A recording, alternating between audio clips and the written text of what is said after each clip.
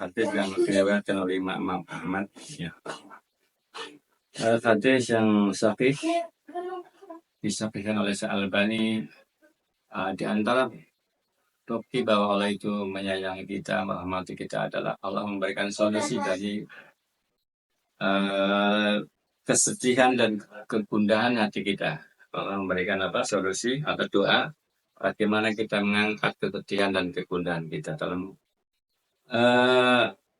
dari Ibnu Mas'ud ya, bahwa Nabi Shallallahu Alaihi Wasallam bersabda, "Maqala abdun fat idza sabahu hamun au husnun Allahumma in abduk wa bil abdik wa bil amatik nasiyati biyatik madin fi hukmu adl fi qadau as'aluka bi kulli ismin huwa lak samaita bi nafsaka wa anzaltahu fi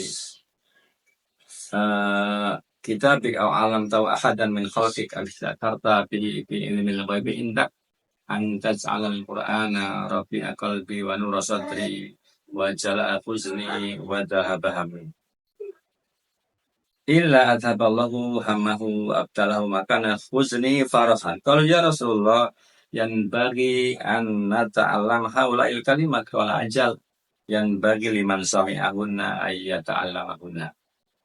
Jadi artinya jadi kata sini tadi tentang bagaimana kita doa, dengan doa ini pasti Allah menghilangkan kesedihan kita.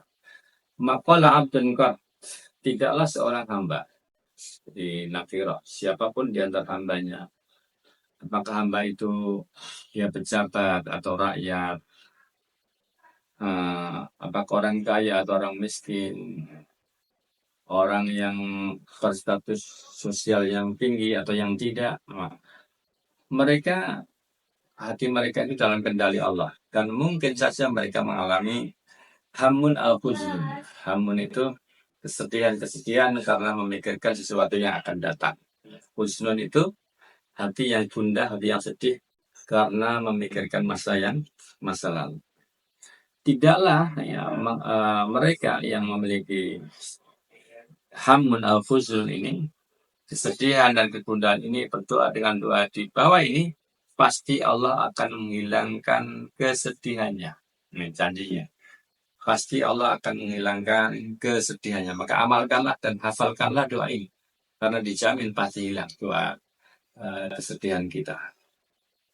Apa doanya? Ya Allah, sungguhnya aku ini hambamu, anak hambamu, anak laki-laki dari hambamu, anak perempuan dari hambamu. Ubun-ubunku ada di tanganmu, hukummu berlaku kepadaku, ketetapanmu adil bagiku. Aku memohon kepada engkau dengan seluruh namamu yang menjadi milikmu, yang engkau namakan dengannya nama dirimu, atau engkau turunkan dalam kitabmu, atau engkau ajarkan kepada seorang di antara makhlukmu, atau nama-nama ini engkau simpan dalam ilmu gaib yang ada di sisimu, maka jadikan Al-Quran itu penenang jiwaku, cahaya dalam dadaku, penghilang kegundahanku, dan melenyapkan kesedihan. Kecuali Allah akan, doa ini ketika dibaca, pasti Allah akan menghilangkan kesedihannya dan akan menggantinya dengan kegembiraan. Para sahabat bertanya, Rasulullah, wahai Rasulullah, yang bagi lana an nata'allam haulai kalimat. Ya. Sebaiknya kita mempelajari kalimat ini. Qala ajal, Nabi menjawab, iya benar, seyogianya, sejatinya bagi orang liman sami'ahunna ayyata'allamahunna.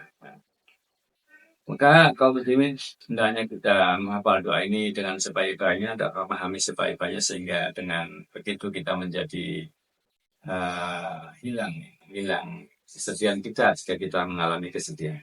Ada 4 pokok ya, kata Syekh Abdul Razak, ada 4 pokok kandungan dalam doa tersebut. Yang pertama adalah tahqiqul ibadah. Jadi Allahumma ini abduk wa ibnu abdik wa ibnu amatik. Ya Allah, aku hambamu, anak hambamu yang laki-laki yaitu bapakku, dan anak hambamu yang perempuan yaitu ibuku. Ini ada merealisasikan ibadah di seorang hamba.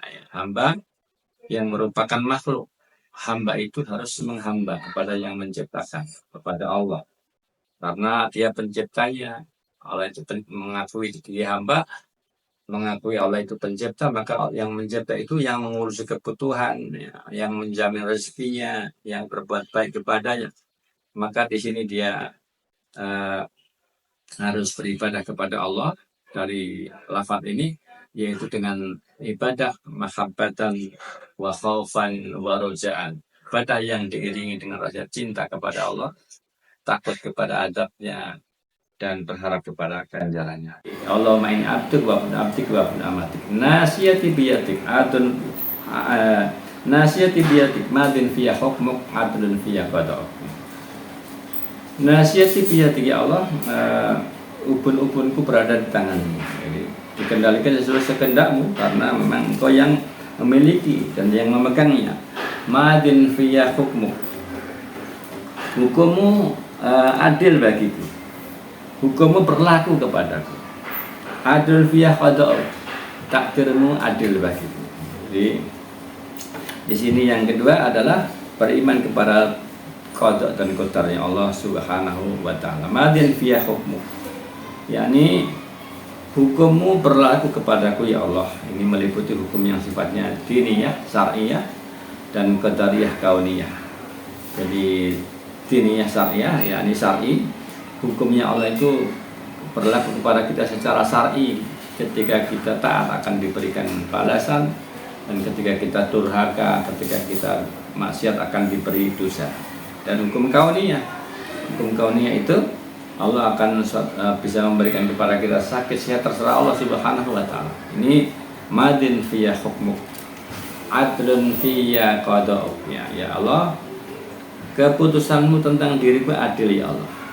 Pengakuan seorang hamba kepada Rabbnya, kepada Allah, bahwa takdirnya pasti adil. Apakah engkau menjadikan aku rezekinya sedikit, apakah banyak, apakah longgar, apakah tidak longgar, ya, apakah keluarga saya engkau uji apa tidak.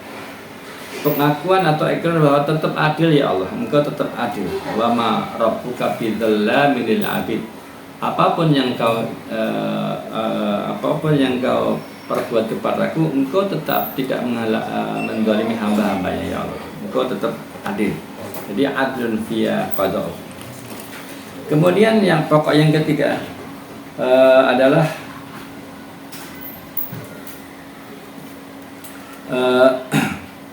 beriman kepada nama-nama dan sifat-sifat Allah Subhanahu wa taala. Jadi as'aluka bi kulli ismin huwa lak sammaita bi nafsak aw anzaltahu fi kitabik aw 'allamtahu ahadan min khalqik aw istatharta bi ilmin ghaibi indak. Ini berwasilah dengan nama-nama Allah ya, di dalam berdoa kepadanya. Ini sesuatu yang sangat dicintai oleh Allah. Wa hadza ahabbul wasail ila Allah Subhanahu wa taala. Ini wasilah ya, kepada Allah. Wasilah yang paling dicintai oleh Allah, yaitu dengan menyebut nama-namanya. Nama-nama Allah tidak cukup, tidak hanya 99 ya, tapi nama-nama Allah itu lebih banyak daripada itu, karena ini meminta kepada berwasilah dengan nama-nama Allah yang disimpan dalam ilmu gaibnya itu sangat banyak, yang hanya diketahui oleh Allah Subhanahu wa ta'ala. Maka para siapa yang lebih mengenal Allah melalui nama-nama dan sifat-sifatnya, dia akan lebih mengenal Allah Subhanahu wa ta'ala. Kemudian yang keempat, yang terakhir, yaitu al-ainayah bil Qur'anil Karim. Maka isi doanya apa? Antas 'alal Qur'ana rabi'a qalbi wa nura sadri wa jila huzni wa zahaba hammi. Ya Allah, jadikanlah Quran menghilangkan kesedihanku dan melenyapkan kegundahanku. Ini artinya seseorang harus banyak membaca Al-Quran dengan berupaya mentadabburinya. Tidak harus tahu tafsirnya secara detail, tapi dia mentadabburinya secara global. Ini menjadi sangat baik untuk terkabulnya atau ada efek daripada doa ini. Kalau tidak membaca Al-Quran, maka doa ini tidak berpengaruh sama sekalian. Maka doa ini artinya kita harus al-inayah, menjaga Al-Quranul Karim. Jadi kesedihan itu ada hamun, ada khuznun, ada ghamun ya. Jadi dalam walaupun maknanya al-makna mutaqaribah, maknanya itu mirip-mirip, tetapi hamun itu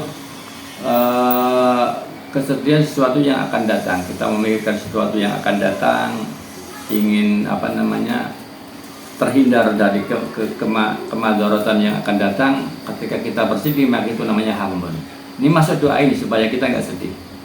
Ketika kita terjadi sekarang ini, saat ini misalnya terjadi kesedihan karena suatu hal ya, karena mungkin tidak diterima pekerjaan atau mungkin baru usahanya kurang bagus, kemudian bersedih saat ini, itu namanya ghammun ya, saat ini.